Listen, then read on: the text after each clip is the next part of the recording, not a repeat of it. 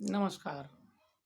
आज हम जो बात करेंगे अचल संपत्ति के खरीदने के संबंध में बात करेंगे, क्योंकि खरीदना एक अलग चीज़ है अचल संपत्ति की, और फिर बेचना दूसरी चीज़ है। खाली आज हम जो बात करेंगे वो केवल हम अचल संपत्ति अर्थात भूभाग ज़मीन का खरीदने के संबंध में बात करेंगे, जो आपको कब खरीदनी चाहिए और कैसे खरीदनी चाहिए। उसका कारण है क्योंकि लोगों के साथ फ्रॉड हो जाता है। संपत्ति किसी और की होती है या उनकी नहीं होती है, और वो फिर भी रजिस्ट्री कर देते हैं जो कि इलीगल होती है। और उस प्रॉपर्टी को या संपत्ति को प्राप्त करने में वो मुकदमेबाजी होती है, और हो सकता है जब वो इलीगल है तो वो उसे नहीं मिलेगी, क्योंकि उसके द्वारा जिसने उसे बेचा उसने कभी उसे खरीदा ही नहीं, या उसे लीगल राइट मिले ही नहीं उसे ट्रांसफ़र करने के। तो तब तक वो नहीं प्राप्त होती है। संपत्ति अधिनियम के अंतर्गत धारा 54 के अंतर्गत इसे ट्रांसफ़र किया जाता है। ट्रांसफ़र राइट्स तब मिलती हैं, ठीक है ना।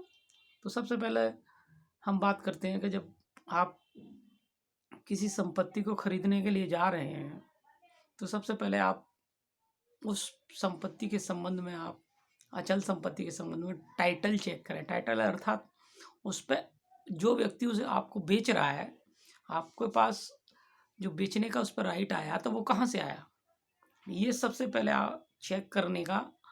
किसी भी व्यक्ति को जब संपत्ति खरीदनी है ये सबसे पहले चेक करना होता है। अब उसके चेक करने के तरीके क्या हैं, आप किसी लॉयर को हायर करके जहाँ रजिस्ट्रियाँ होती हैं उसके संबंध में पता कर सकते हैं कि भाई ये जो रजिस्ट्री हुई है इसे किस तरह लीगल राइट्स मिले हैं। किसी लॉयर को पकड़ के, उससे पकड़ने से मतलब एंगेज करके, आप उसकी फ़ीस दे के, कंसल्टेशन चार्जेस दे के आप उसके संबंध में पता कर सकते हैं कि इन्हें लीगल राइट है ये इस प्रॉपर्टी के संबंध में ट्रांसफ़र करेगा या नहीं है, ठीक है ना। इसे लीगल सलाह भी कहते हैं। इसलिए सबसे पहले ये बहुत ज़रूरी है कि सबसे पहले ये बात पता की जाए कि जो ट्रांसफ़र करने का राइट रखता है या नहीं रखता है। नहीं रखता है तो आप उससे प्रॉपर्टी ना खरीदें, क्योंकि वो विवादित हो जाएगी और आगे चल के वो ट्रांसफ़र तो गलत तरीके से होता रहेगा लेकिन वो वैलिड नहीं होता कभी भी। चाहे वो 10 साल 40 साल कभी भी पता लगेगा तो वैलिड नहीं होता, ठीक है ना। इसलिए सबसे पहले लीगल राइट चेक करें कि उसे, कि जो लीगल राइट मिला है वो कैसे मिला है, और वो कम से कम आपको पिछले 30 वर्ष का आपको ये चीज़ देखनी होगी। क्योंकि जब तक 30 साल का ये सिनेरियो आपको पता नहीं लगेगा पिछले का, जैसे आज खरीद रहे हैं आप, तो आज से 30 साल बैक चले जाइए और आप चेक करिए कि वो लीगल चेन कैसे करके ट्रांसफ़र हुई है, ठीक है ना। इससे क्या होगा कि जब भी आप कोई संपत्ति खरीद रहे हैं तो वो संपत्ति के जो लीगल राइट जब मिलेंगे खरीदने वाले को, तो वो एकदम राइट, लीगल और सही होंगे, और संपत्ति में डिस्प्यूट अर्थात विवाद की संभावना कम रहेगी। अर्थात जिस तरह बता रहे हैं इस तरह अगर आप खरीदते हैं तो ना के इस बराबर विवाद की संभावना रह जाती है। मतलब कोई लीगल राइट है उसे ट्रांसफ़र करने का, लीगल राइट ट्रांसफ़र होता है प्रॉपर्टी के संबंध में, फिर उसके बाद आप अपने नाम चढ़वाते हैं, प्रॉपर कोर्ट फीस भी देते हैं, ठीक है ना। तो इससे क्या होता है कि आप जब भी इस तरह के कार्यों को करते हैं तो इससे आपका खरीदने का जो मंसूबा है वो ठीक हो जाता है, और साथ ही साथ ये पता लग जाता है कि उसे बेचने का राइट है या नहीं है।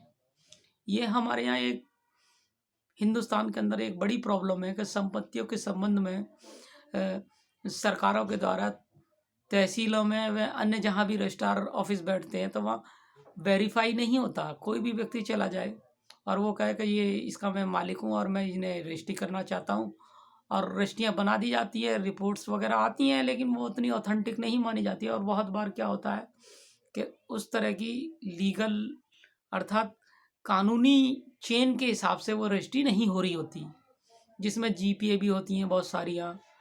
जीपीए मतलब जनरल पावर अटॉर्नी दे दी जाती है, ट्रांसफ़र करने के राइट दे दिए जाते हैं। कहीं डीड आ जाती हैं, डीड में मतलब गिफ्ट डीड हो गई, या फिर अन्य तरह की चीज़ें जो इनसे संपत्ति राइट्स ट्रांसफ़र होते हैं, स्थानांतरण होते हैं, उसके संबंध में ये सारी चीज़ें बताई जाती हैं। लेकिन जब तक आपको पिछले बैक का 30 साल का ये क्लियर ना हो जाए कि हाँ, इस व्यक्ति को पूर्ण रूप से लीगल राइट है इस संपत्ति के संबंध में और ये ट्रांसफ़र भी कर सकता है, तब तक आपको किसी भी संपत्ति को खरीदना नहीं चाहिए। और खरीदोगे तो वो विवाद की संपत्ति बन जाएगी और फ्यूचर कैसा होगा हम नहीं जानते, और लोन वगैरह के लिए भी आप अप्लाई नहीं कर सकते और ना ही आपको कभी वो लीगल राइट के अधीन आएगी। अभी तक सरकार ने ऐसा कोई कानून नहीं बनाया जिसके तहत कि कोई गलत तरीके से किसी ने ट्रांसफ़र कर दिया और बाद में फिर उसे लीगली बना दिया जाए। इस तरह का अभी कोई ऐसा कुछ नहीं है, लेकिन लोग अपने-अपने हिसाब से संपत्ति पे कब्ज़ा तो ले लेते हैं, लेकिन लीगल राइट नहीं मिलता। कब्ज़ा एक अलग चीज़ है और लीगल राइट दूसरी चीज़ है। अब लीगल राइट ट्रांसफ़र के संबंध में मिलेंगे और भी चीज़ें अधिकार के रूप में मिलेंगे, उसका उपभोग करना संपत्ति का, और बहुत सारी चीज़ें मिलेंगी उसमें कि आप किसी भी तरह से रह सकते हैं उसके अंदर। लेकिन आप कहो क्या उस कब्ज़े के साथ-साथ हमें ट्रांसफ़र ही राइट दे दिए जाएँ, तो ऐसी प्रॉपर्टी के संबंध में तो नहीं मिलते। इसलिए सबसे पहले कभी कोई अचल संपत्ति खरीदो तो सबसे महत्वपूर्ण बात यह है कि आप उस संपत्ति के संबंध में सबसे पहले कानूनी चेन के संबंध में पता करें पिछले 30 साल की, और उसके बाद आप उस व्यक्ति से उस प्रॉपर्टी को खरीदें। नमस्कार।